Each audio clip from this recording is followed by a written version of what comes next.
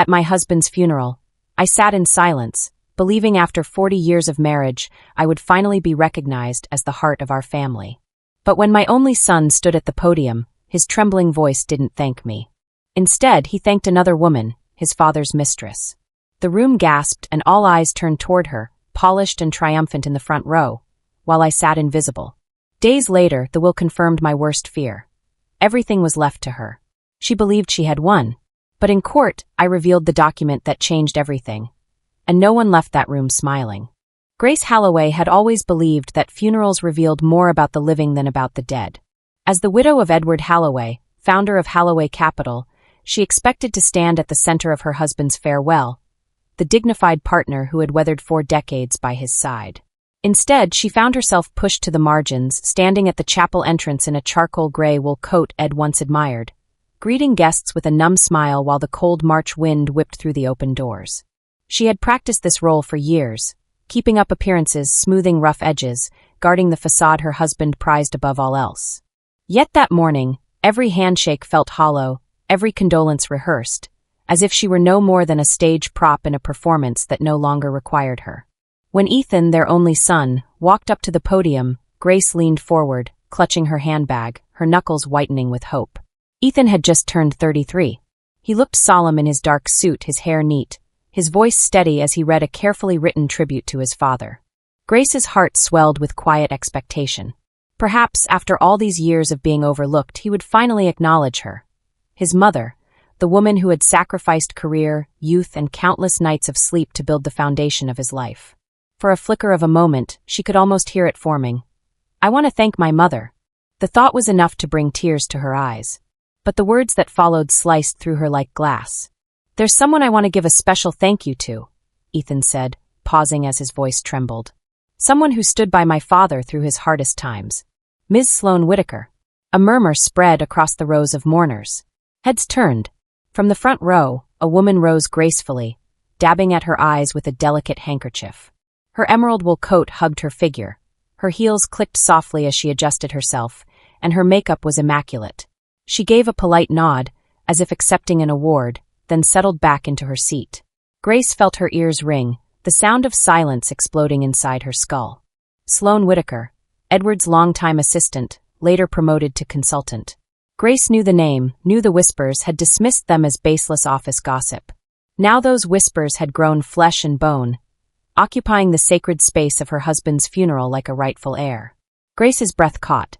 The chapel suddenly tilted, her world vibrating under invisible pressure. People glanced toward her, but only with the fleeting pity reserved for outsiders, for those who no longer mattered. "She's sitting so close, like she's family," someone whispered. Grace forced herself to remain upright, to nod at the murmured condolences. "He was a good man. We'll miss him," she replied automatically, a machine cycling through pre-programmed lines, while her soul screamed in silence. Ethan's words continued to echo in her head. "You're the one who's truly family." Not to his mother, but to his father's mistress. Grace wanted to shout, to stand and demand recognition, but decades of conditioning kept her still. Edward had trained her in the art of composure. Appearances mattered above all, he'd said. She had lived that creed so long it was stitched into her skin. Yet now the price of composure was invisibility. After the service ended, she drifted through the reception like a ghost. She caught glimpses of Sloane receiving embraces from colleagues and distant relatives, her triumphant smile hidden beneath practiced sorrow. Ethan hovered near her, guiding her through the crowd, as though his allegiance had shifted. Grace stood by the dessert table, her teacup rattling against its saucer, and overheard her son whisper softly to Sloane, "You're the one who was truly there for him." The words landed like nails driven into her chest. 40 years of marriage dissolved in that instant.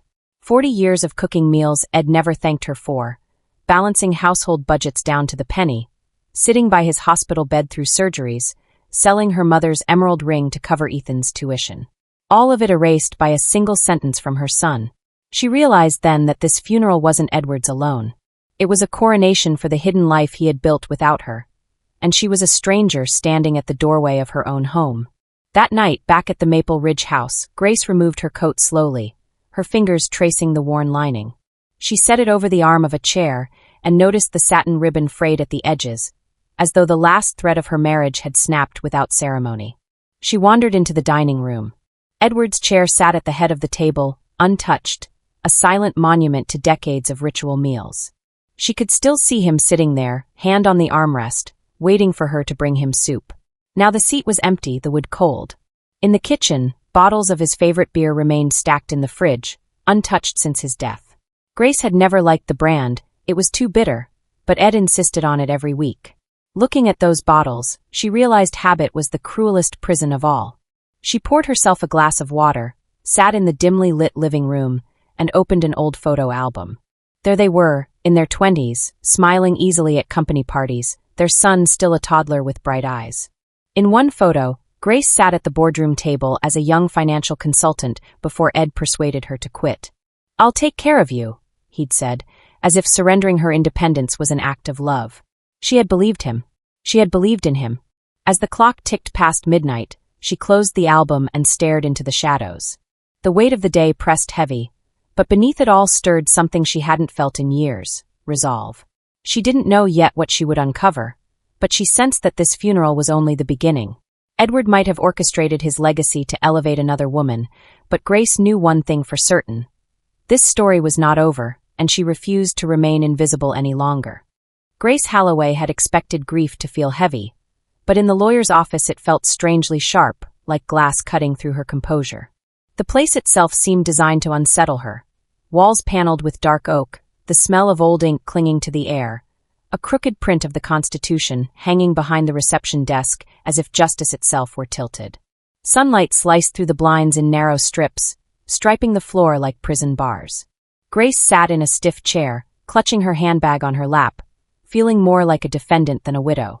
Across from her sat Ethan, upright, hands folded neatly, expression unreadable. He hadn't looked her in the eye since the funeral. His composure mirrored his father's, and in that moment Grace saw Edward's ghost sitting there in her son's posture. Beside them, the lawyer, a man in his 50s with a deliberate, heavy voice, shuffled through a thick folder. Grace braced herself for routine words, perhaps the transfer of accounts or the division of property. She was naive enough to hope there might be a line, a gesture from Edward acknowledging her sacrifices. Instead, his words shattered her illusions. "Pursuant to the will signed by Mr. Edward Holloway 3 years ago," the lawyer intoned, "the primary residence in Maple Ridge, the vacation property in Bar Harbor, Maine, and the balance of his personal accounts are to be inherited by Ms. Sloane Whitaker." The syllables landed like hammer strikes. Grace blinked, certain she had misheard. "Excuse me," she whispered, though no one answered. The lawyer simply continued, his tone as cold as carbon paper. Only a modest life insurance payout remained designated for household expenses, a polite euphemism for her survival. Everything else was Sloane's. Grace's stomach churned. 40 years of marriage reduced to a footnote. She looked instinctively at Ethan, praying for outrage, for even the flicker of protest. But he sat motionless, his gaze fixed forward as though listening to an annual financial report. His face betrayed no shock. No anger. No confusion. Grace realized, with a jolt of horror, that he already knew. "You knew," she whispered, her voice trembling, barely audible above the rustle of papers. Ethan finally turned to her, his expression maddeningly calm. "Dad had his reasons," he said. "His reasons," Grace repeated, choking on the words. Her voice cracked, years of loyalty compressed into 2 syllables of disbelief. 40 years of my life, and that's all they meant? A reason to erase me. Ethan didn't flinch.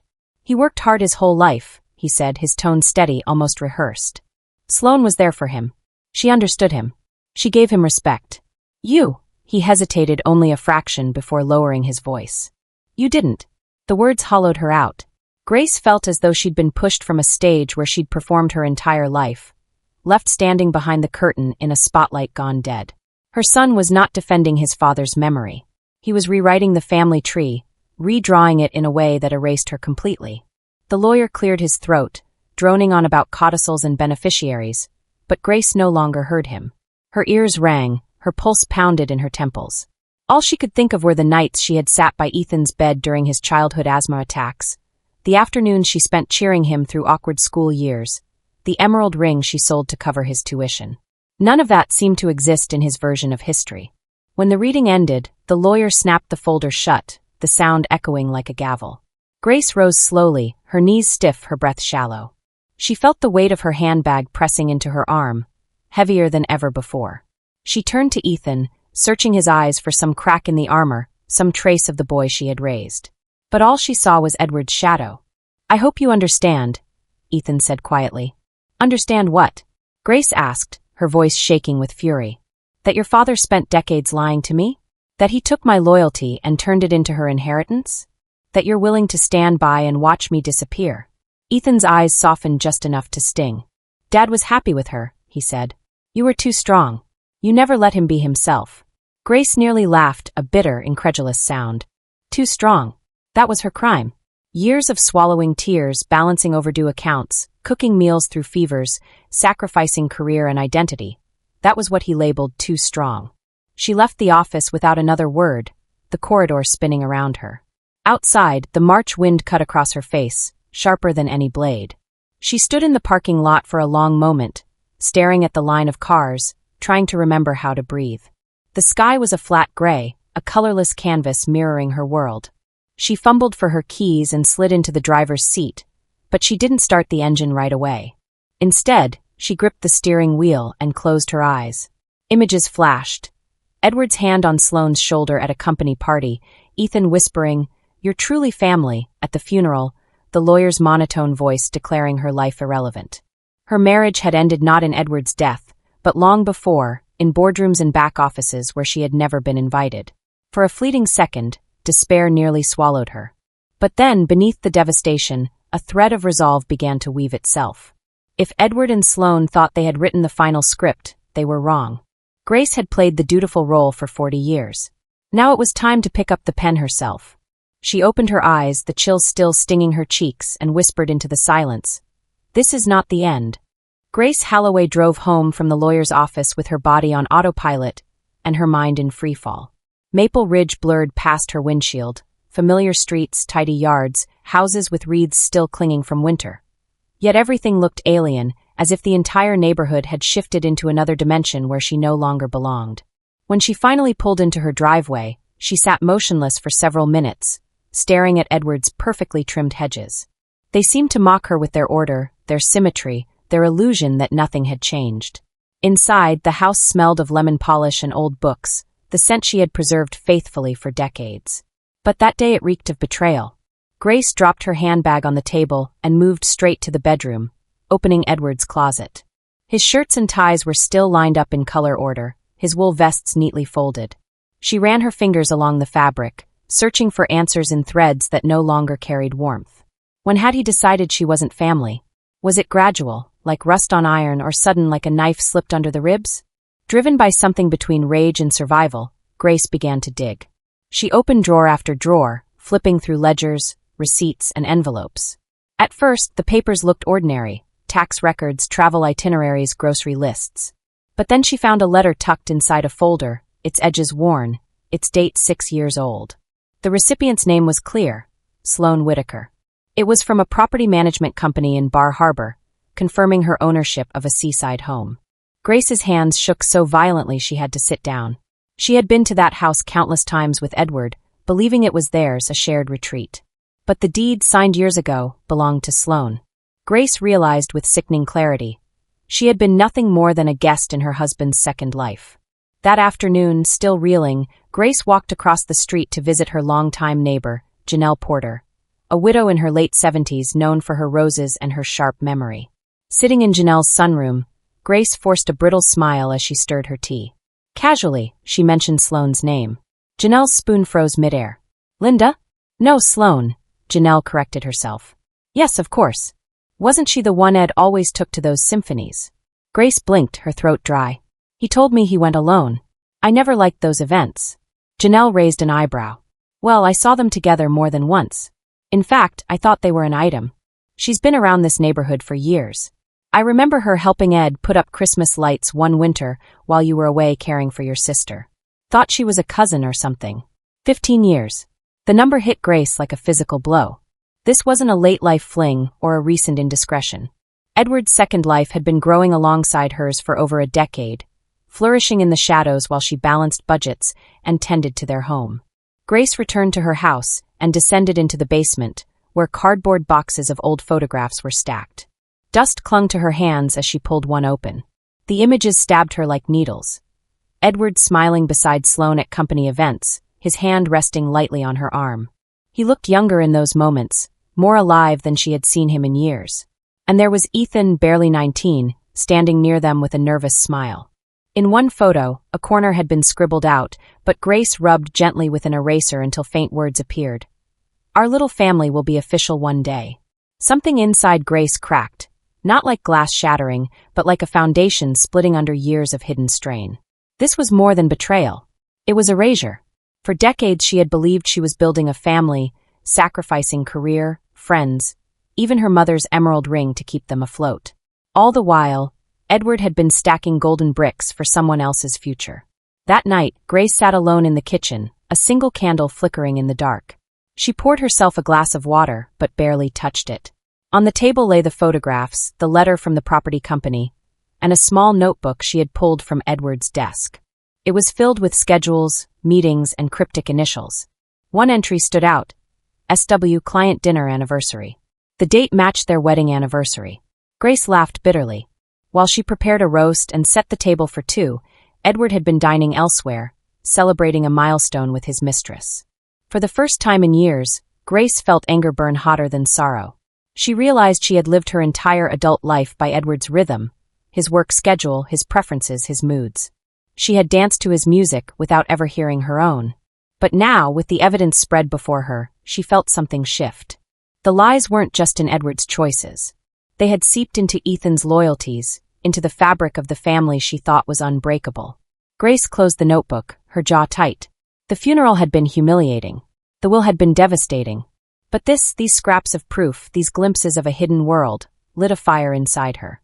If Edward believed he could bury the truth with him, he had underestimated her. She had been too strong, Ethan had said. Maybe that was true. But Grace knew now that strength wasn't her flaw. It was her weapon. And for the first time in decades, she intended to use it for herself. Grace Halloway woke the next morning with the photographs still scattered across her kitchen table.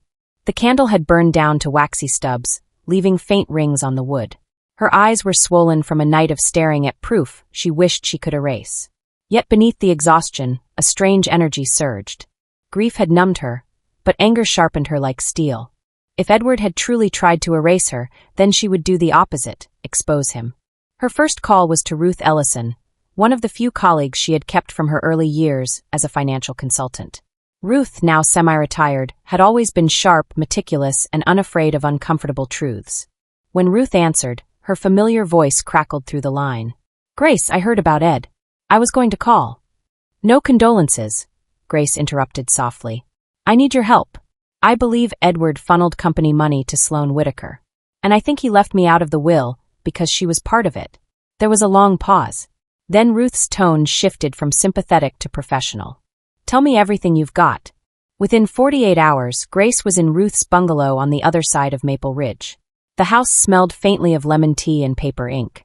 Ruth ushered her into the study, where a laptop glowed with open spreadsheets and scanned documents. "I pulled some archived financial statements from Halloway Capital," Ruth explained, tapping the screen. 3 entries caught my eye, each one labeled outside consulting support. "But the beneficiary?" She zoomed in. "Kestrel Advisory LLC. Ever heard of it?" Grace shook her head. "Never." "That's because it's a shell," Ruth said. "No physical office. No employees. Just a P.O. box in Delaware. And the payments," she pointed to the figures. $120,000, $95,000, $140,000. Totaling over $350,000. Staggered across 5 years. And all timed right before the company's annual audits. Grace leaned closer, her pulse thudding in her ears. "You're telling me he laundered money?" "Not laundered. Diverted. Hidden. Call it what you want. But it wasn't for consulting." Ruth looked at her squarely over the rims of her glasses. "These are fraudulent gifts. And if Sloane's tied to Kestrel, you're not just fighting for a will. You're staring at corporate misconduct." The words should have terrified Grace, but instead they ignited her. She thought of Edward, immaculate in his suits, commanding respect at board meetings while building a secret fortune for his mistress. She thought of Ethan, parroting lines about respect and happiness. She thought of herself, 40 years erased. And she felt her resolve crystallize. "Then we'll find proof. Whatever it takes." For days, Grace became a woman possessed. She spent hours at the local library, combing through property records and public filings. The air smelled of dust and old ink, and the fluorescent lights hummed above as she scrolled through databases. Finally, she found it. A deed for a single-family villa purchased in Sloane Whitaker's name 5 years earlier. The timing matched perfectly with one of the Kestrel payments. Grace printed the record, her hands trembling. Back at home, she created a folder on her computer labeled Evidence. Inside, she saved everything: scans of letters, photos, property records. She even downloaded Sloane's public Facebook albums, which showed Edward at her house, wearing the same wool jacket Grace had once bought for his birthday.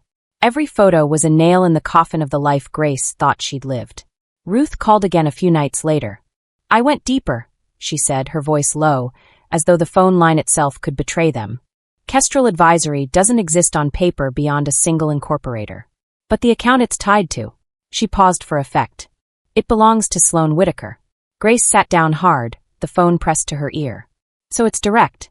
He used company money to funnel assets to her." "Not just assets. Security," Ruth said. "He built her a foundation. While you were paying off medical bills, he was buying her real estate.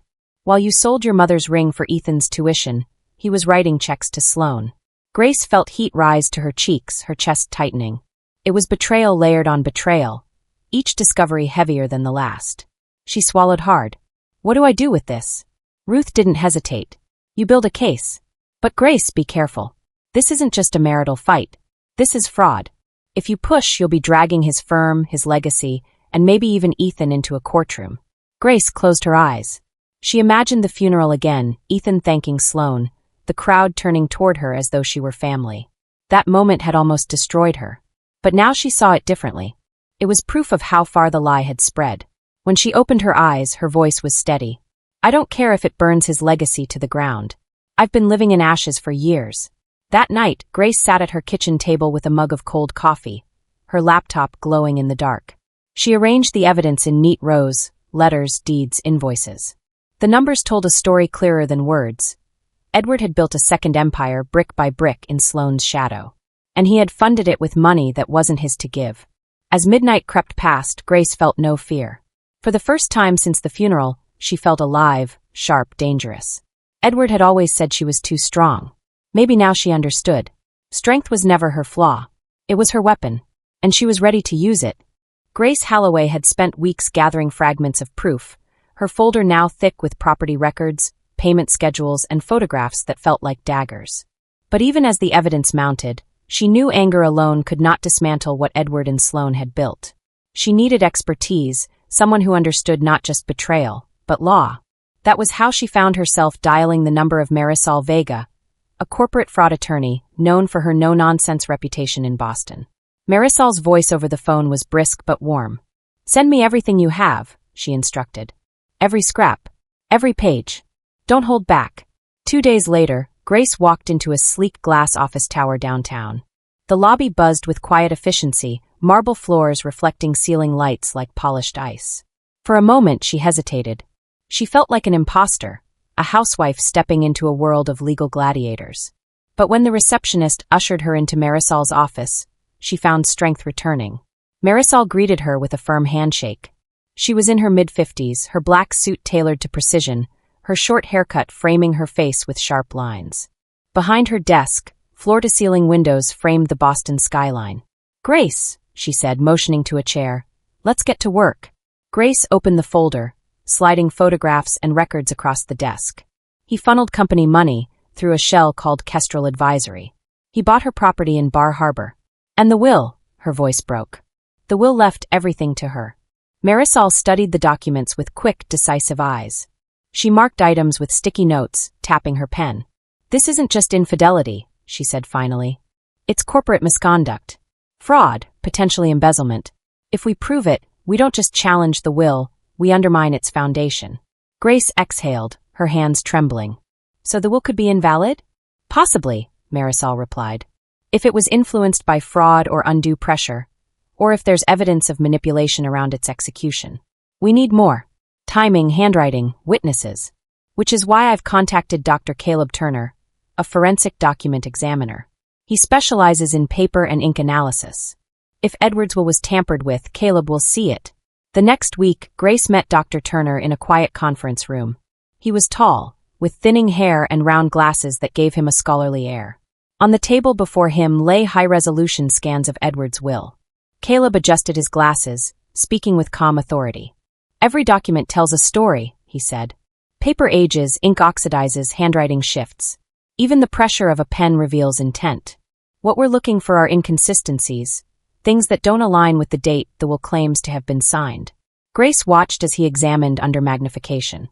He explained how certain ballpoint inks weren't manufactured until a year after Edward's supposed signing. He noted the notary log that appeared altered, the ink darker than surrounding entries. "This," he concluded, pointing to a flourish in Edward's signature, "is from his earlier years."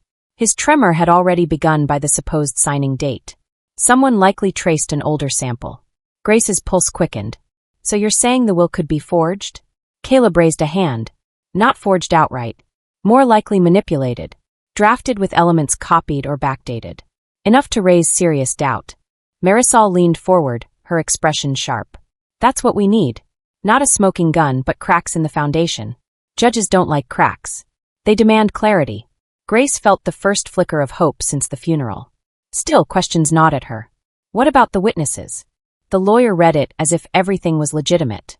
"That's where things often slip," Marisol replied.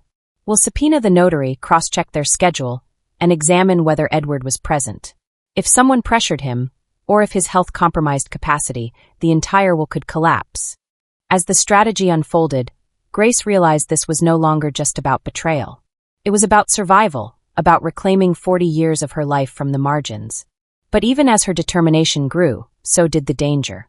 If Edward's financial misconduct surfaced, the firm's reputation could crumble. And with it, Ethan's loyalty could fracture further. That evening, Grace walked back to her car in the parking garage, the city lights flickering beyond the concrete walls. Her folder felt heavier than ever, but now it carried something new, the weight of possibility.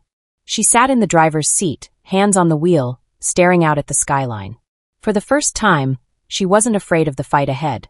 She whispered to herself almost like a vow, "You wanted me erased, Edward. But I will be louder than your silence." What Grace didn't know was that her path would soon collide with another revelation.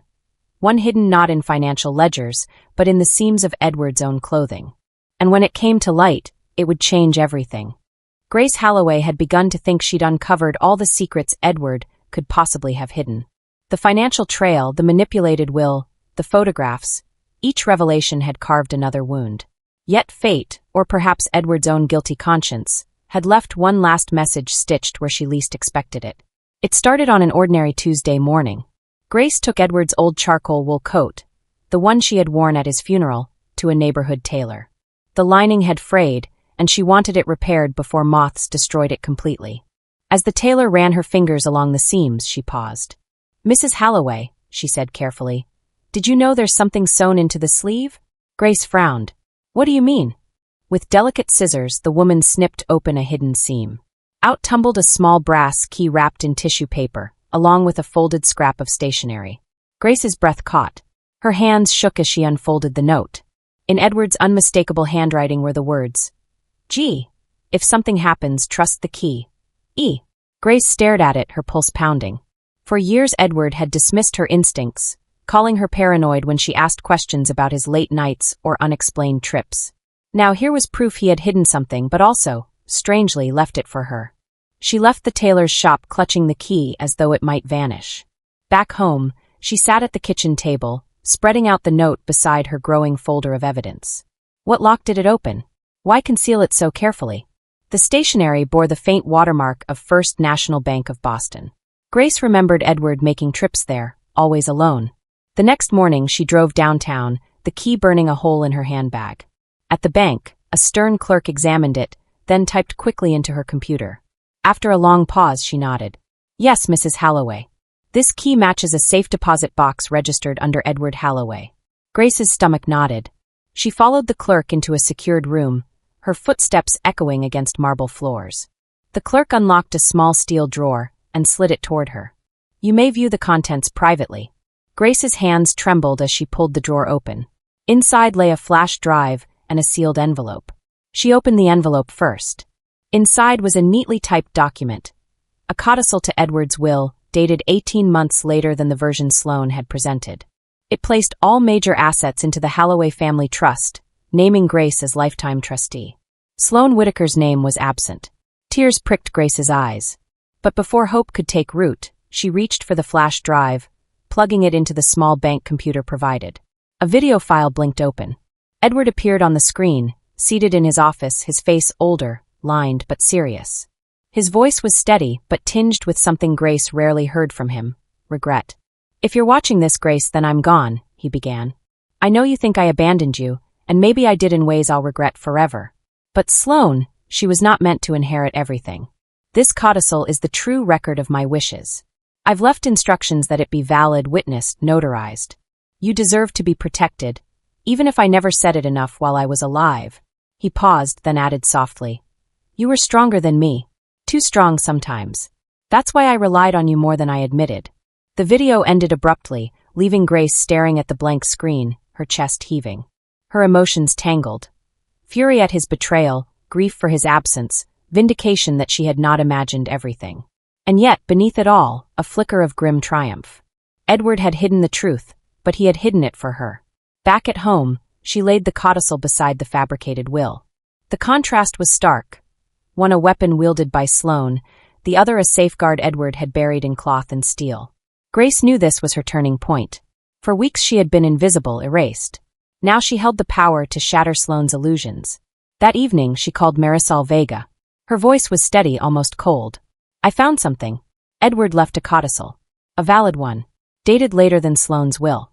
"And there's video proof." There was silence on the other end, then Marisol's tone sharpened. "Grace, this changes everything.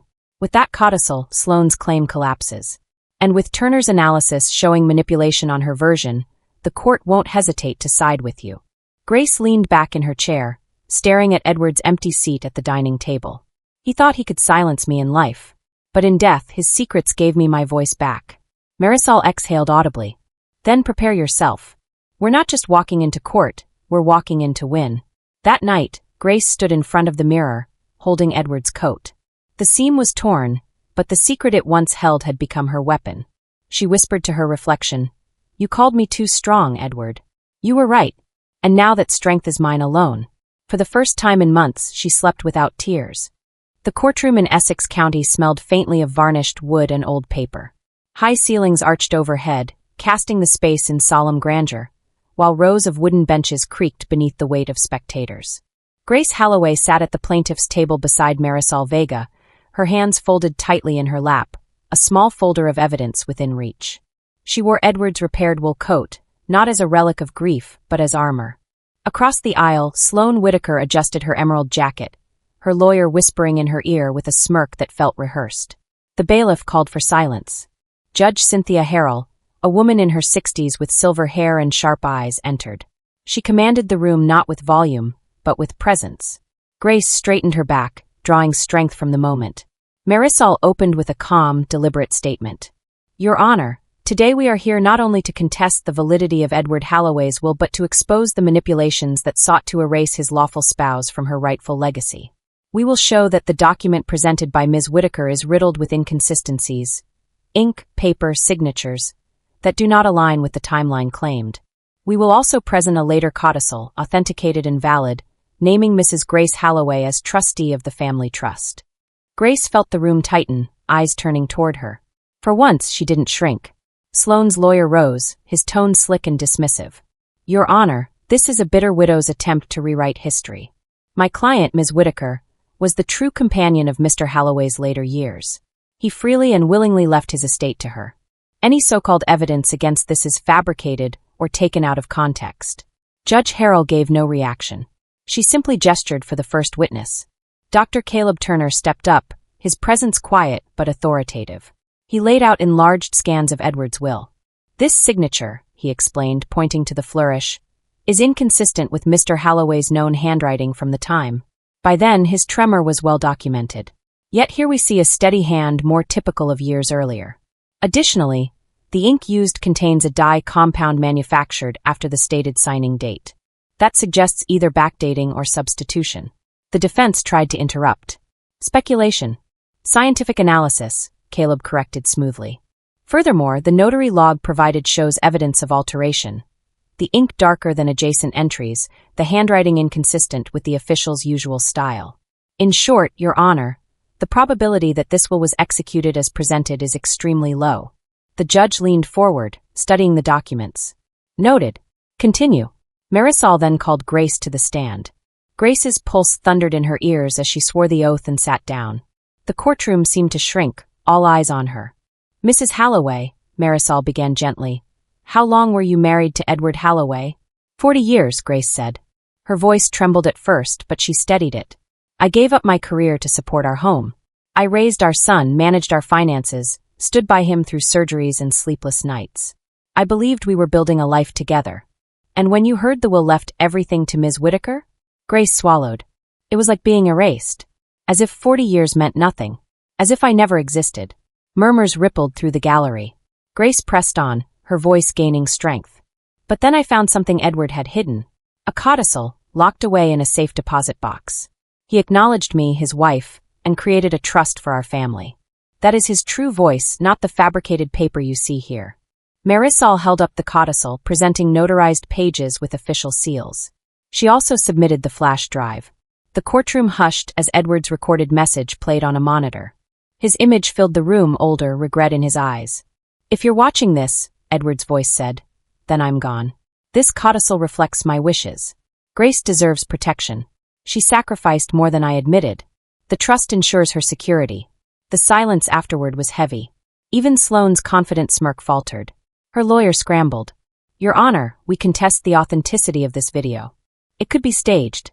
Judge Harrell raised a hand. Enough. The codicil bears notarization and proper witness signatures. Unless you present evidence to the contrary, it stands. Grace sat straighter, her breath steady. She felt as though the courtroom itself had shifted. For weeks she had been invisible, her son dismissive, her husband's legacy stolen. But here, in this room of wood and law, her voice had weighed again. The judge adjourned for the day, promising deliberation. As the gavel struck, Sloane glanced at Grace with narrowed eyes, her emerald coat no longer gleaming but suffocating. Grace met her stare calmly. She no longer felt erased. She felt undeniable. The second day in court began with a tension so thick it seemed to cling to the walls. Reporters lined the backbenches now, their pens poised, eyes sharp. The case had already rippled beyond Essex County. Whispers of corporate fraud and a contested $1 million estate were too enticing for the press to ignore. Grace Halloway sat tall at the plaintiff's table, the codicil and Edward's video already forcing the defense into retreat. But Marisol Vega had warned her. They'll fight dirty today. Be ready. Sure enough, Sloane Whitaker's attorney launched his counterattack with polished arrogance. He strutted before the judge, waving a stack of papers. Your Honor, these are invoices for consulting services performed by Ms. Whitaker on behalf of Halloway Capital. Payments made through Kestrel Advisory LLC were legitimate compensation for her expertise. Any claim of fraud is unfounded. He slapped the documents on the evidence table with theatrical flair. This so-called codicil is nothing more than a desperate fabrication. Mr. Halloway was a man of sound judgment. He chose Ms. Whitaker because she was the one who truly supported him. Sloane nodded, her lips curving into a triumphant smile. For a moment, Grace's stomach twisted. Would the court believe these neatly typed pages? Then Marisol rose, calm but lethal. Your Honor, we anticipated this. The invoices presented by the defense are forgeries. Gasps rippled across the courtroom. Sloane stiffened. Marisol signaled to the bailiff, who dimmed the lights. A projector flickered on, displaying metadata extracted from the invoices. Ruth Ellison's investigative notes appeared in crisp detail. As you can see, Marisol explained, the invoices were created on a company computer inside Halloway Capital. The IP address is tied directly to Ms. Whitaker's user profile. Not only that, each invoice was generated after the supposed service dates, clearly backdated to disguise embezzlement. The judge's eyes narrowed. Are you telling me these documents were fabricated by Ms. Whitaker herself? Marisol nodded. Yes, Your Honor. And to make matters worse, they coincide with payments funneled through Kestrel Advisory, which has no employees, no office, and whose sole account holder is Ms. Whitaker. Sloane's lawyer sputtered. That proves nothing. But before he could continue, Marisol turned to Grace. Mrs. Halloway, please come forward. Grace rose, her knees trembling but her resolve unshaken. She carried Edward's wool coat carefully, its hidden seam now resewn. She stepped onto the witness stand, placing the garment gently before her. "Tell the court what you discovered," Marisol urged. Grace held up the small brass key. "This was sewn inside the lining of my husband's coat, along with a note in his handwriting." She unfolded the scrap of stationery, reading aloud. "G. If something happens, trust the key. E." The gallery buzzed, reporters scribbling furiously. Grace continued, her voice steady. "The key opened a safe deposit box at First National Bank. Inside, I found a flash drive containing my husband's video testimony and this codicil, dated 18 months after the will Ms. Whitaker claims." She laid the codicil on the evidence table, its embossed seal gleaming under the fluorescent lights. "This is his true will. This is his voice, not hers." Sloane shot to her feet, fury etched across her face. "She's lying. He loved me. He promised me everything." Judge Harrell's gavel cracked. "Order." The room fell silent except for Grace, who met Sloane's eyes with unflinching calm. "You didn't just steal from me," she said softly. "You stole from Edward's company, from his employees, from the very legacy you claim to protect. But you forgot something. The truth always leaves a trail." Marisol seized the moment. "Your Honor, we now have 1. Forensic proof of document manipulation, 2. Fraudulent invoices tied directly to Ms. Whitaker, 3. A notarized codicil supported by Mr. Halloway's own video testimony. The pattern is clear. Ms. Whitaker engineered this deception for personal gain. The defense tried one last tactic. Objection. This is character assassination." Judge Harrell's eyes were cold steel. "Overruled." Grace exhaled, the weight of months lifting from her chest. She had walked into this courtroom invisible, erased, diminished. Now she stood visible, undeniable. The codicil in her hands wasn't just paper. It was vindication.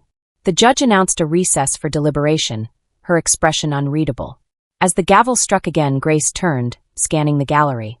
She saw Ethan in the back row, his face pale, conflicted. Their eyes met. For the first time since the funeral, he didn't look away. Sloane, meanwhile, slumped into her chair, her emerald coat no longer radiant but suffocating. The mask of confidence had cracked, and beneath it was fear. Grace returned to her seat, Marisol's hand squeezing her arm. "You did it," Marisol whispered. "We just handed the court the truth." Grace closed her eyes, allowing herself a moment of stillness. She could almost hear Edward's voice from the video again. "You were stronger than me." Perhaps he was right. Perhaps strength had always been her burden. But now, in this courtroom, it was also her weapon. When the session resumed, Grace knew one thing for certain. No matter what the judge decided, she had already reclaimed her voice. She was no longer invisible. The courtroom was hushed when Judge Cynthia Harrell returned to the bench. The gallery leaned forward in anticipation, reporters' pens hovering. Grace Halloway sat rigid at the plaintiff's table, her hands clasped so tightly her knuckles turned white. Across from her, Sloane Whitaker twisted a silk scarf in her lap, her once triumphant smile reduced to a nervous tremor. The air itself seemed to vibrate with tension. Judge Harrell adjusted her glasses, her voice calm but edged with authority. "After reviewing the evidence, the testimony of experts, and the documents presented, this court finds that the will introduced by Ms. Whitaker cannot be relied upon as valid. The forensic analysis demonstrates inconsistencies in ink, paper, and execution. The supporting invoices were fraudulent. The codicil dated 18 months later, notarized and substantiated by Mr. Halloway's video testimony, is accepted as the true and final expression of his intent." Gasps rippled through the room. Grace felt her chest tighten, then loosen, as if she had been underwater for weeks and finally broken the surface. Judge Harrell continued. "Accordingly, the estate shall be transferred into the Halloway Family Trust, with Mrs. Grace Halloway as lifetime trustee. Furthermore, funds diverted through Kestrel Advisory LLC are to be returned to the estate. Ms. Whitaker is ordered to repay, with interest, a sum totaling $1,072,000. This court also recommends referral to the State Attorney General for further investigation of potential fraud." The gavel struck once, its echo thunderous. Grace closed her eyes. For the first time since Edward's funeral, she felt seen, not as a bitter widow or a discarded spouse, but as a woman whose truth had prevailed. She opened them to see Sloane slump into her chair, her emerald coat suddenly garish under the courtroom lights. The press surged to the doors, already calling the verdict a stunning reversal. Ethan remained seated at the back, his face pale and unreadable. Grace longed for him to rush forward, to embrace her, to apologize for standing on the other side of truth. But he stayed frozen, torn between the illusion his father had built and the reality now exposed. Afterward, outside the courthouse, the wind whipped down the stone steps. Reporters thrust microphones toward Grace, shouting questions. "Mrs. Halloway, how does it feel to win? Do you think your husband meant to deceive you? What's next for the Halloway Trust?" Grace paused only long enough to say, "The truth always finds its way to light. That's all anyone needs to know." Then she slipped into Marisol Vega's waiting car, leaving cameras flashing in her wake. For Sloane, the fall was swift and brutal. The following week, her properties were seized and listed for auction. She lost her consulting position at Halloway Capital, the board moving quickly to distance themselves from scandal. Former colleagues stopped returning her calls. By month's end, her name was synonymous with greed in every local paper. Grace read the headlines with a strange detachment. She had once imagined revenge would taste sweet, but now it felt quieter, more solemn.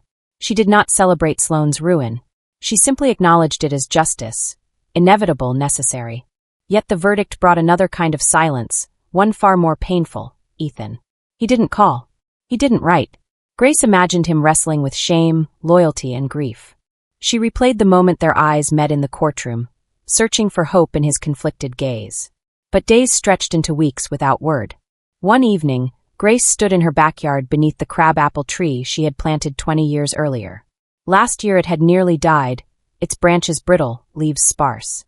She'd almost cut it down, yet this spring it bloomed brighter than ever. She touched its bark and whispered, "Even what looks broken can live again." Inside, she began sorting Edward's belongings. Some she donated quietly, his wool vests, his rows of ties. Others she kept, not for sentiment, but for memory's sake. She realized that moving forward didn't mean erasing the past. It meant owning it on her terms. Marisol visited one afternoon, bringing final paperwork. "It's official," she said. "The trust is secure. Your home, your accounts, everything is under your stewardship now." Grace nodded, signing where indicated. Her hand no longer trembled. "Thank you," she said simply. Marisol studied her. "You understand what you did, don't you? Most women would have accepted being erased. You refused. That strength, it's rare." Grace smiled faintly. "Edward once called me too strong. I think he meant it as criticism. But now I know it was the truth. And it saved me." That night, she walked barefoot through her house, the floors cool beneath her feet. She paused at Edward's empty chair at the dining table, then finally moved it aside, sliding it into a corner. For decades, it had been his place, his throne. Now it was just furniture. She poured herself a glass of wine, sat at the head of the table, and whispered to the quiet room, "This is my place now." The verdict had not healed everything. Ethan's absence was still a wound. But Grace understood something vital. Healing wasn't about restoring what was lost. It was about refusing to be erased again. And as the spring sun set beyond the maple trees, she felt the first true sense of freedom she had known in 40 years. Weeks passed after the verdict, and the roar of headlines began to fade. Grace Halloway no longer woke each morning to reporters crowding her driveway. The estate was secure, the fraudulent deeds undone, and Sloane Whitaker had vanished from public view. Yet in the quiet that followed, Grace felt another absence more keenly: Ethan. Her son had not spoken to her since the trial. She had replayed their last glance 100 times, wondering if he hated her, pitied her, or simply didn't know how to face her. The silence hurt more than Edward's betrayal. A husband could be replaced in memory, but a child's bond, she thought that was unbreakable. One crisp Saturday afternoon, Grace sat on her porch trimming dead branches from her roses. A shadow fell across the steps. She looked up and saw Ethan, hands shoved into the pockets of his coat, eyes uncertain. "Mom," he said quietly. For a moment she couldn't breathe. Then she set down her clippers and stood. "Ethan." They faced each other awkwardly, the distance of months hanging between them. Finally Ethan spoke. "I didn't know what to say after court. I felt like everything I believed about Dad collapsed. And I blamed you because it was easier than blaming him." His voice cracked. "But you were right. You always were." Grace's throat tightened. She wanted to scold him, to remind him of the pain his words had caused, but all she saw was her boy. The child she had held through asthma attacks, the teenager she defended against bullies, the young man whose tuition she had fought to pay. "I never wanted you to choose between us," she said softly. "I just wanted you to see me." Ethan's eyes glistened. He stepped forward and embraced her, his arms trembling. "I'm sorry, Mom. I see you now." Grace held him tightly, feeling decades of silence begin to dissolve. It wasn't perfect. It wasn't instant. But it was a start. Later, they walked together into the backyard, beneath the crab-apple tree now heavy with blossoms. Ethan touched the rough bark. "I remember when you planted this. I thought it was too small to survive the winters." Grace smiled faintly. "Last year I nearly cut it down. Thought it was finished. But this spring, it bloomed stronger than ever." She looked at him. Sometimes what seems broken isn't done living yet. They sat at the garden table, talking until dusk. Ethan confessed how his father had filled his head with stories, how Sloane understood him, how Grace was too critical. "I believed him," Ethan admitted, "because he was Dad. But seeing the truth in court, it broke something in me. And maybe that's good. Maybe it needed to break." Grace listened, her heart heavy but hopeful. "You don't have to protect his memory anymore," she said. "You can remember him as your father, but also see him as the man he really was. Both can be true." When the porch lights flickered on, Ethan turned to her. "What will you do now?" Grace looked around her house, once Edward's domain, now hers alone. "For the first time in 40 years, I'll do what I choose. I'm going back to consulting part-time, helping women like me, women who gave up careers and need a way back. If I can rebuild, so can they." Ethan smiled, pride flickering in his eyes. "That sounds like you." As night settled, Grace walked him to his car. He hugged her again, longer this time. "I'll call tomorrow," he promised. When the taillights disappeared down the street, Grace stood barefoot on the porch, the cool boards beneath her feet. She listened to the wind chime tinkle softly, the same sound she had ignored for years while living by Edward's rigid schedule. Now it felt like music of her own. Inside, she poured a glass of wine and sat at the head of the dining table. Her seat now. She opened her laptop, drafting notes for a workshop she planned to host at the local community center. Finding your voice after silence. She paused, glancing toward the corner where Edward's chair had once stood. It was gone now, donated to charity, but in its absence the room felt lighter. Grace whispered to herself, steady and sure. "I'm not invisible anymore. I never was. I just needed to remember." As she closed her laptop, the night air drifted through the open window. It carried the scent of blossoms from the crab-apple tree, proof that even after brutal winters, life could bloom again. And for the first time, Grace Halloway felt free. The story of Grace Halloway is not just about betrayal. It's about resilience, truth, and the courage to reclaim your own life when others try to erase it.